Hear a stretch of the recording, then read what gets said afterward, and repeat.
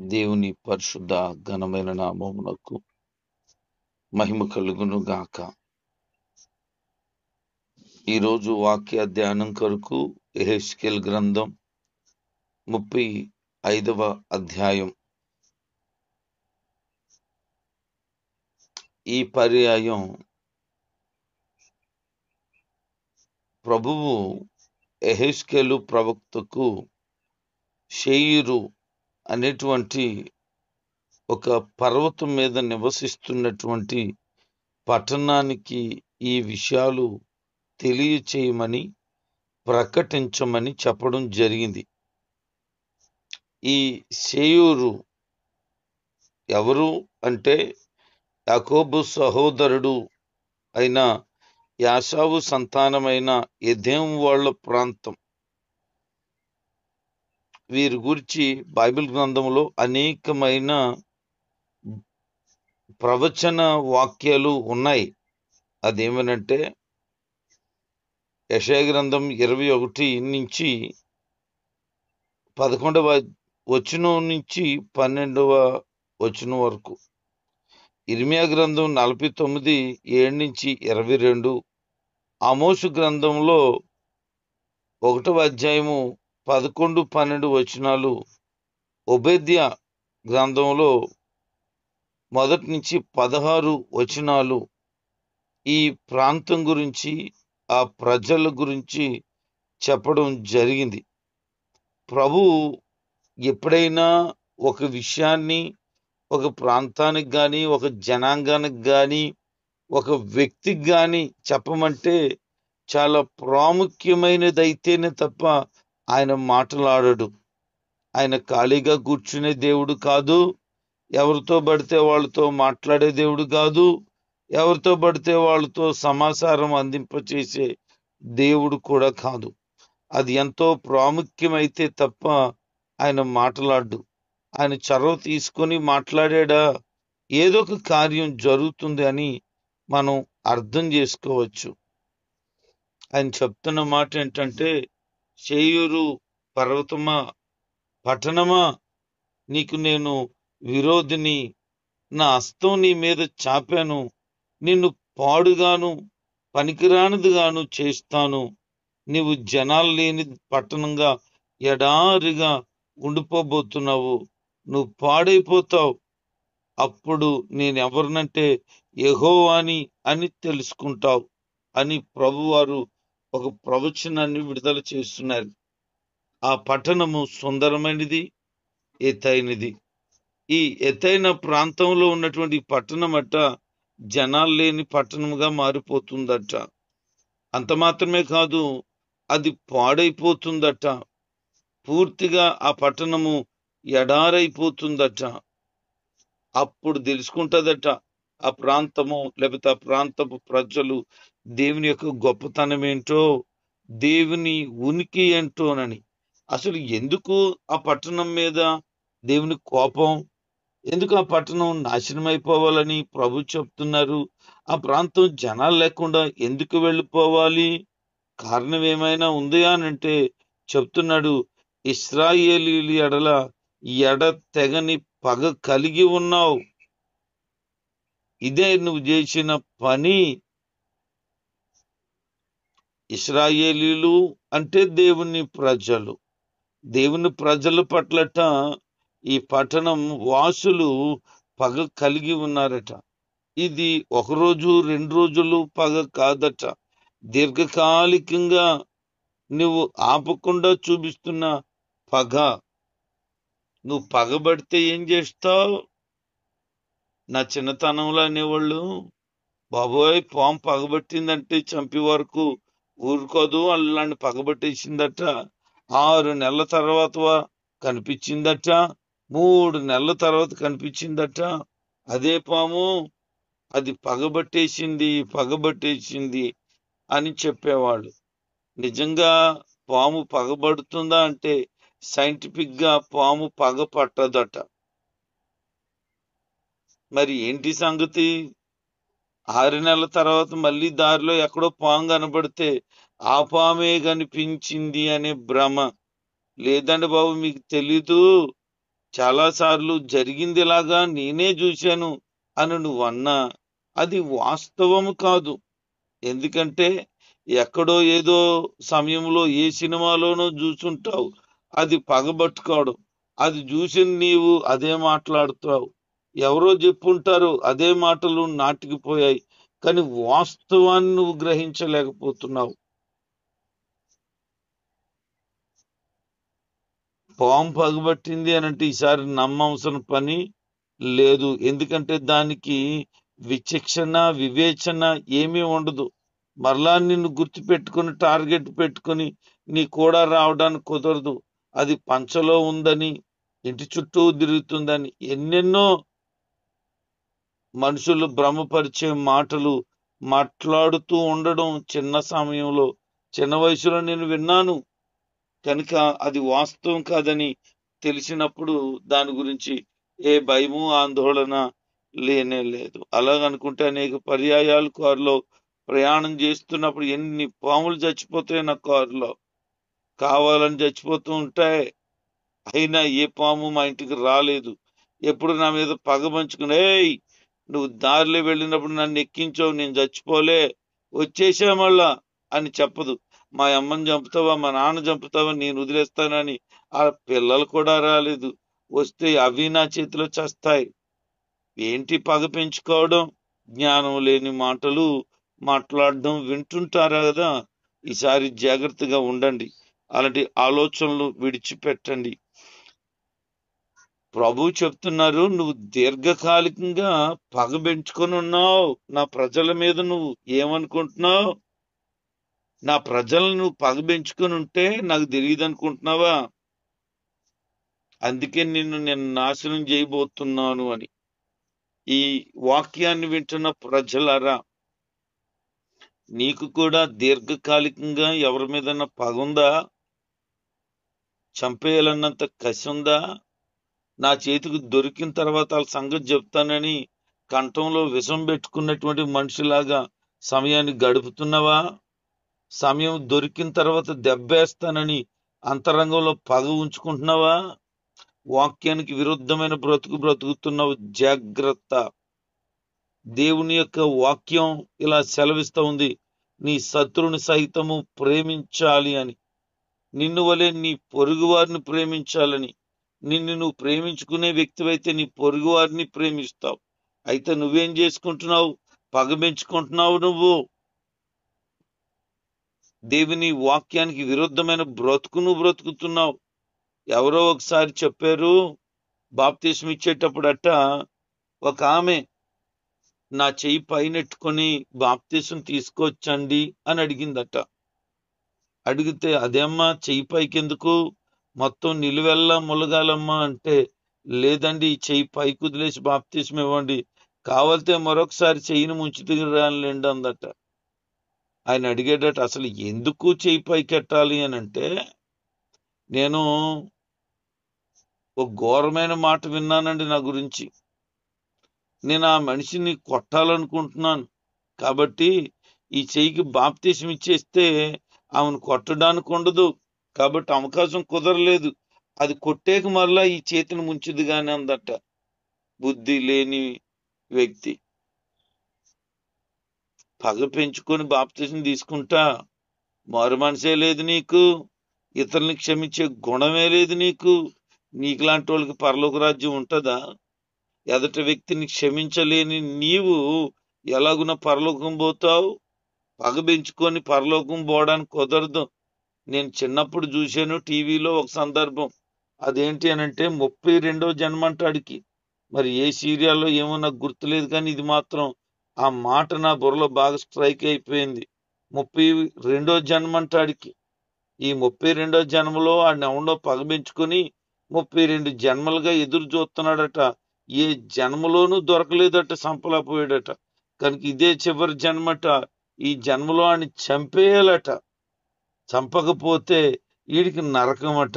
అందుకని ఈ జన్మలో ఖచ్చితంగా అని చంపేస్తానని టార్గెట్ పెట్టుకొని తిరగడం, ఆ మాట నాకు బాగా గుర్తుంది. మీకు కూడా ఎవరి మీదైనా జన్మ జన్మల పగ ఉంటే నీ కర్మది. మానవ జన్మ అనేది ఒకటే, పశు జన్మ అనేది ఒకటే. మళ్ళా జన్మ లేదు నీకు. నువ్వు అనుకుంటున్నావేమో మళ్ళీ కాగ్గానో పిసిగ్గానో పందుగానో దున్నపోతుగానో పుడతానని. నువ్వు పుడతావులే, నీ బుద్ధి అలాంటిది గనక మళ్ళీ నువ్వు కొత్తగా పుడతావు. ఇలాంటి పనికిమాలిన బుద్ధులు వేసుకుని పుడతావు. అసలు బైబిల్కి విరుద్ధమైనటువంటి ఆలోచనలన్నీ అపవాది నీ బుర్ర నిండా నూరు పోసేసాడు. ఎవడో ఎక్కడో ఓ పురుకో బుద్ధి అన్నట్టుగా కొత్త కొత్త విచిత్రమైన ఆలోచనలు వస్తే అవన్నీ ప్రజల మీద రుద్దేసేసి 32 జన్మలు ఉన్నాయంటాడాడు. అసలు ఆడికి రెండో జన్మే లేదనే సంగతే తెలీదు పాపం. 32 జన్మలు ఉన్నాయనుకుంటున్నాడు. చస్తే ఎక్కడ పోతాడో కూడా గ్యారంటీగా తెలియదు ఆడికి. ఈరోజు వాక్యం వింటున్న దేవుని ప్రజలరా, అజ్ఞానంలో బ్రతకండి. నువ్వు ఎవరి మీదైనా పగ పెంచుకుని ఉంటే ఈరోజే పశ్చాత్తాపడు, క్షమించే వాళ్ళని. లేదనంటే దేవుడు నీ మీద పగ పెంచుకోవడం మొదలెడితే నీ పని అయిపోతుంది. జాగ్రత్త. నువ్వు చేసిన దుర్మార్గాలన్నీ, నువ్వు చేసిన మోసాలన్నీ, నువ్వు ఆడిన అబద్ధాలన్నీ, నువ్వు కూల్చిన కొంపలన్నీ, అనేకమైనటువంటి చెడుతనంతో నీ హృదయాన్ని నింపేసుకున్నావు. ద్వేషం, పగ, అసూయ, కక్ష, కార్పుణ్యాలతో నీ హృదయం నిండిపోయింది. రగిలిపోతున్నావు పగలతో. ఎంతకాలం యేసుక్రీస్తుని కలిగిన వ్యక్తివైతే నువ్వెవరి మీద పగ పెంచుకోవు. ఒకవేళ యేసు ప్రభు వారే పగ పెట్టుకోవాలనంటే ఆయన చంపేసిన వాళ్ళందరినీ కూడా ఆయన పునరుద్ధానుడిగా తిరిగి వచ్చిన తర్వాత వరుస పెట్టి చంపేయాల. ఎందుకు? మీరు నన్ను చంపుతారా, మీరు నన్ను ఒడుతారా? ఆ రోజు నన్ను ఒంటరిగా చేసి నా శిష్యులందరూ దూరం అయిపోతే, నా వాళ్ళందరూ నాకు దూరం అయిపోతే, నన్ను ఒంటరిని చేసేసి నన్ను గదిలో పెట్టి కొట్టి తన్ని శరీరం అంతా చీల్చేసి ముళ్ళు కిరీటం పెట్టి ముఖం మీద ఉమ్మూచేసి గుద్దేసి యెరూషలేము వీధుల్లో 150 కేజీలు బరువైన శిలువను భుజం మీద పెట్టించి నేను నడవలేకపోతున్నానని తెలిసినా మూర్ఖంగా ప్రవర్తించి చేతులకి కాళ్ళకి మేకులేసేసి బలవంతాన్ని చంపేశారు నన్ను. ఈసారి తిరిగి లేచేండ్రా, నీ సంగతి పడతాను, ఒక్కొక్కడిని లేపేస్తాను నేను అని అనగలడు ఆయన. కానీ ఆయన మరణించడానికి ముందే వారిని క్షమించిన దేవుడు. ఆయన క్షమించే మనసు కలిగిన దేవుడు. మరి ఆయన బిడ్డగా ఆయన గుణగణాలు నీవు కూడా కలిగి ఉండాలిగా. పగెందుకు పెంచుకుంటున్నావు నీవు అంటేనండి, మోసం చేసేసాడండి నన్ను. వాళ్ళండి అన్యాయం చేశారండి. నిన్ను అన్యాయమే చేయని, మోసమే చేయని, దుర్మార్గమే చేయని, నీ సొమ్మునే దోసుకొని, నీ ఆస్తిని లాగేసుకొని క్షమించు అంటే నన్ను క్షమించమని అంటే క్షమిస్తానండి. క్షమించమని అనకపోయినా క్షమించు. యేసుప్రభు వారిని ఎవరైనా నన్ను క్షమించండి అన్నారా? మరి ఆయన ఏమంటున్నారు? వీరు ఏం చేస్తున్నారు ప్రభు, వీళ్ళకి తెలీదు, వీరిని క్షమించు. క్రీస్తు ప్రేమ ఏ వ్యక్తికి అర్థం కాదు. అంత లోతైన ప్రేమ ఈ రోజున నువ్వు అర్థం చేసుకునే ధన్యతను దేవుడు ఇచ్చాడు. పగ పెంచుకుంటున్నావా? ఆయన చెప్తున్నాడు, పగ తీర్చుట నా పని అని ఆయన చెప్పారు. మరి నువ్వెందుకు పగ తీర్చుకోవడానికి ప్రయత్నాలు చేస్తావు? నీ పని కాదు అది. నువ్వు పగ పెంచుకోకు. నువ్వు ఇతరుల పట్ల ద్వేష స్వభావాన్ని కలిగి ఉండొద్దు. ప్రేమను కలిగి ఉండటానికై ప్రయత్నం చెయ్యి. ప్రభు ఉద్దేశం, ప్రభు ఆలోచన నువ్వు గమనించగలిగితే పగ పెంచుకోవు. వారట ఇశ్రాయేలీల పట్ల పగ పెంచుకున్నారట. దాని కారణంగా ప్రభు చెప్తున్నాడు, వాళ్ళకి విపత్తు రాబోతుంది. ఎప్పుడు పెంచుకున్నారు? ఆదికాండం 27వ అధ్యాయము 41వ వచనాన్ని చదివితే మనకు అర్థమవుద్ది. యాకోబు తన తండ్రి చేత పొందిన దీవెన కారణంగా అతని మీద యాషావుకు ద్వేషం కలిగింది. అతడు లోపల మా నాన్న త్వరలో చనిపోతాడు, అతను గూర్చి శోకించే రోజులు రాని, నా తమ్ముడు అయిన యాకోబుని అప్పుడు చంపేస్తాను అని తన మనసులో పగ పెంచుకున్నాడు. అది కంటిన్యూ చేస్తూనే ఉన్నాడు. సంఖ్యాకాండం 20 అధ్యాయం 14 నుంచి 21 మనకు కనబడుతుంది ఇంకొక సందర్భం. 2వ సమూయేలు 8:13-14 ఒక విషయం మనకు అర్థమవుద్ది. అంటే నువ్వు పగ పెంచుకుంటూ పోతున్నావు గాని క్షమించి విడిచిపెట్టే స్వభావం నీకు లేదు. అందుకే ప్రభు చెప్తున్నాడు, నువ్వు ఎంతో కాలంగా పగ పెంచుకున్నావు గనక నీ సంగతి నేను చూస్తా.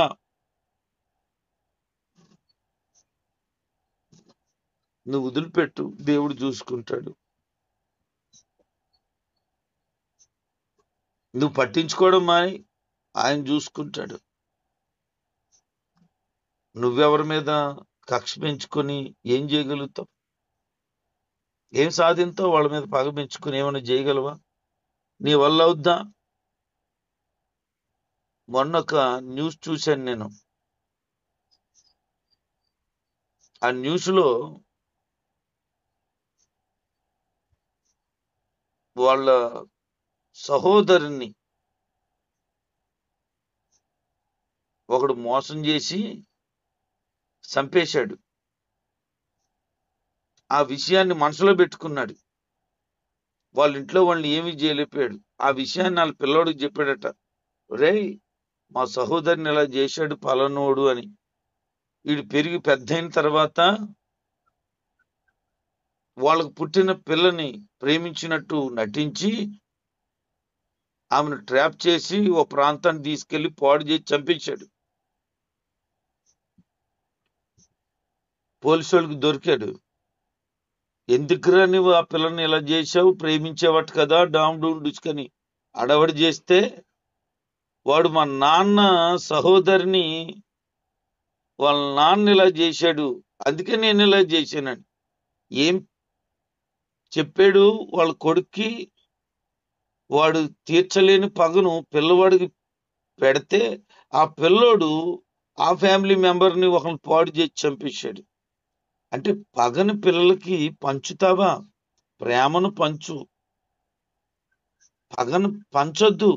వాళ్ళలో లేనిపోని ఆలోచనలు రేగితే వారి కుటుంబాలు నాశనం అయిపోతాయి. ఆడెవడో దుర్మార్గుడు ఏదో దుర్మార్గం చేశాడు, ఇప్పుడు ఏమైపోయింది, వీడు కొడుకు జైలు పాలు అయిపోయాడు, చెప్పకూడదు అంటున్నాడు. సరిపోయింది. పగ పెంచుకోకండి.